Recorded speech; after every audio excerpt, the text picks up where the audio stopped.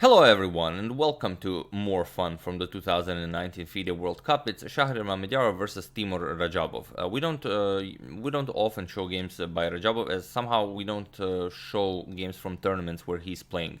But here is one such event where we get to see him in action. So Mamedyarov versus Radjabov, two of the classical games between the two of them have been drawn. Then the two rapid games have also been drawn. The third rapid game, that's the rapid game with the shorter time control, has been drawn, and this is game number 4. So Mamedyarov gets the white pieces in the fourth rapid game. If this is also drawn, then we go into the blitz section. So without further ado, let's check it out. It's really an awesome game. D4 by Mamedyarov with knight to f6, c4, that's a bishop, c4, e6, knight to c3, and d5. Of course, the queen's gambit declined is on the board. We have c captures on d5, e captures on d5, and now bishop to g5. Bishop to e7, preparing to castle, and e3. White continues development with castles and bishop to d3, so all very standard stuff. We have c6, and now queen to c2 is the most popular move here, but Mamedyarov goes for the less popular one, knight ge2. We have knight b to d7, and now queen to c2, putting pressure on the h7 pawn, but it's not a problem as the knights are keeping an eye on that pawn. We have rook to e8, and now Mamedyarov castles. And now knight to f8. The knight will now come to e6, so he can further harass the bishop on g5. We have f3, preparing to strike in the center, and now g6 by Radjabov. Bishop to h4, well, expecting knight to e6, and Mamedyarov goes knight to e6. And here, Mamedyarov knows this position very well, as he already had it himself against Sargsyan in 2016. The game ended in a draw. In that game, rook 8 to d1 was played, but here Mamedyarov switches to king to h1. With b5 by Mamedyarov, preparing bishop b7. He also wants to expand on the queen side and get the a rook into the game. And here a3 is a known move that has been played in this position, but rook 8 to c1 is a new move by Mamedyarov. So as of move 14, we have a completely new game. Mamedyarov goes bishop to b7, he develops the light square bishop, and now knight to d1. With rook to c8, bringing the rook into the game, and now the queen doesn't like being on the same file as the rook, so queen to d2, and now a6, strengthening the chain on the queen side, and here we have b4. So just a nice lock on the c5 square, preventing black from ever pushing it, might come useful in the future. And here Radjabov goes for knight to e4. This exchange is, well, possible because the bishop on h4 is unguarded. And here Mamedyarov doesn't like f captures on e4. Seems like a nice idea. F captures, bishop captures, and then e5. Just your bishop again has his open file, a nice semi-open f file for the rook, and no problems there. Mamedyarov prefers the other line. He prefers bishop captures on e4, bishop captures, and now bringing the bishop back. So okay, this keeps your pawn chain intact, but I don't know. Seems like this pawn being on e5 with a semi-open file for the rook does have, you know, its merits, but I'm sure Mamedyarov has his reasons for preferring this one. And okay, e5, Radjabov strikes on the queen side, and now a3, with a captures on b4, a captures on b4, and now queen to e7, connecting rooks and putting pressure on the b4 pawn. For now, the queen is stuck defending it. And f4 for Mamedyarov, creating a nice outpost on e5 for his knight. Now Mamedyarov wants to get this knight over to g1, to f3, and to e5, where it will be a monster knight.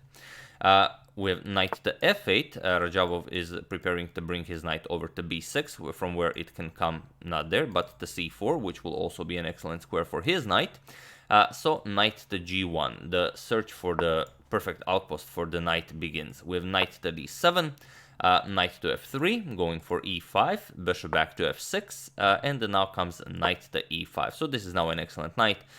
You don't really gain anything by capturing there. This is probably what Mamedyarov had in mind when he preferred this line over to that one. Now, if the knight even is captured, then of course this pawn will capture on e5, and we will get the same structure. For example, it was the same if this pawn captures on e4 and you push it to e5 or f4, and then you capture on e5.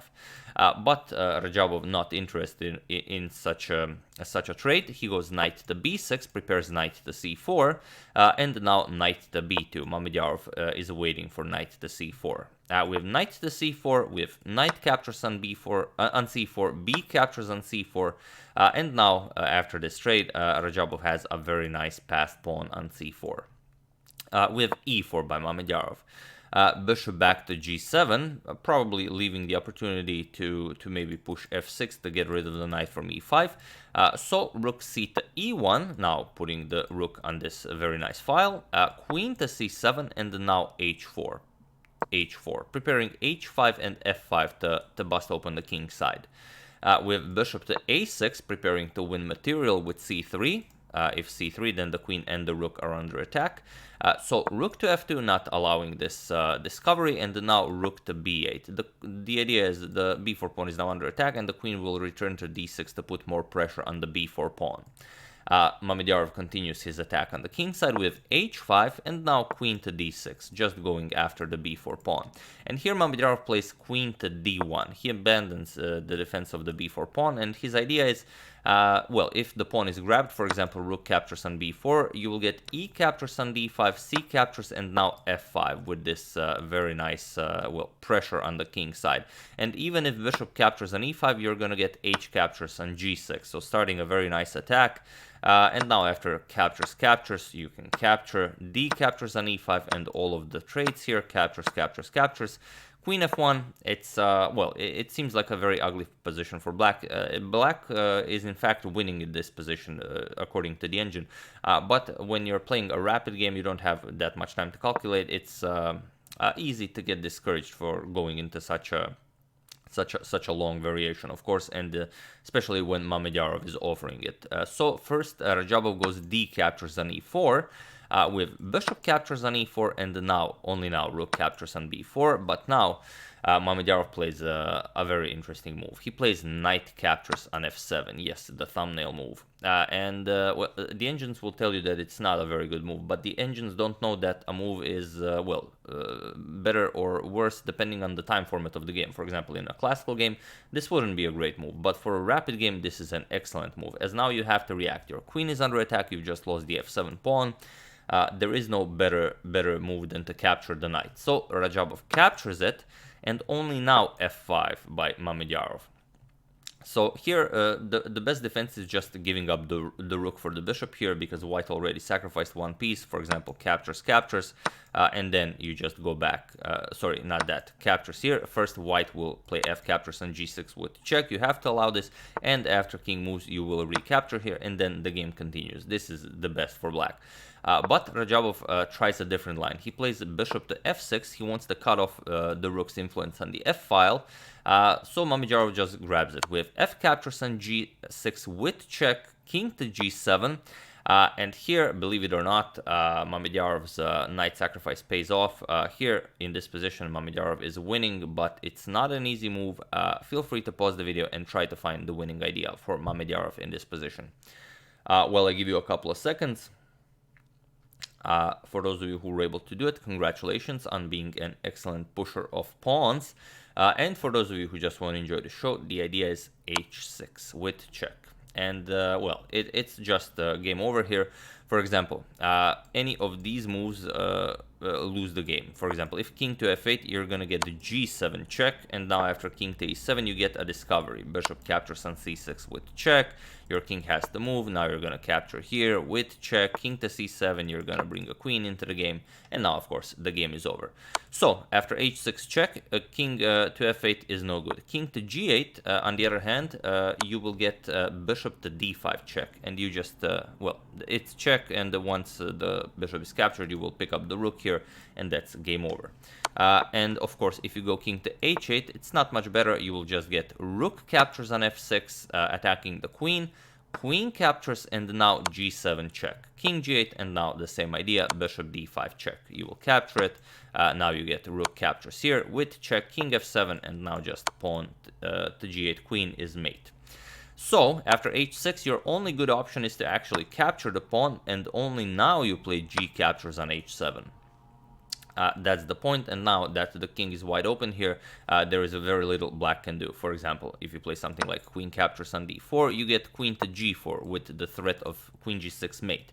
And if you eliminate that threat, for example, rook captures here, now you get rook captures on f6 check, queen captures on f6, and now rook captures on e4, while still having to keep an eye on the h7 pawn. For example, rook b1 check, king h2, you're going to capture on h7, but now queen d7 check, and here you are just lost. If you go up the board, you're getting rook to e8. If you go down the board, then rook to e6 just picks up the queen. So after king g7, h6, a beautiful winning move, but Mamedyarov doesn't find it. Mamedyarov first plays g captures on h7, probably preparing h6 on the next move, but Radjabov beats him to it. He plays queen to g3. Now preventing queen to g4, also putting pressure on the rook on f2. So rook to f3 by Mamedyarov, attacking the queen, and now queen to h4 with check. Mamedyarov blocks check, we have rook to h3, but now pause the video once again and try to find the winning move for Radjabov in this position. While I give you a couple of seconds. For those of you who were able to do it, congratulations, you are an excellent giver of queens. And for those of you who just want to enjoy the show, rook captures on e4. And now you don't really have much to do here. If you capture the queen, then it's the very straightforward rook captures on h4 check.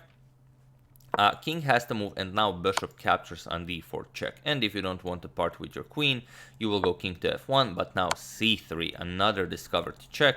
And for example, if you play rook e2 or something, you just get rook to h1, and this is now mate as the bishop covers f2. So you don't really gain anything by grabbing the queen here. Mamedyarov tried rook to f1, but he just lost a piece on e4, and now rook to b3. Radjabov again forces him to take the queen. You cannot capture the rook, for example, as it's pinned. So here Mamedyarov has to capture the queen.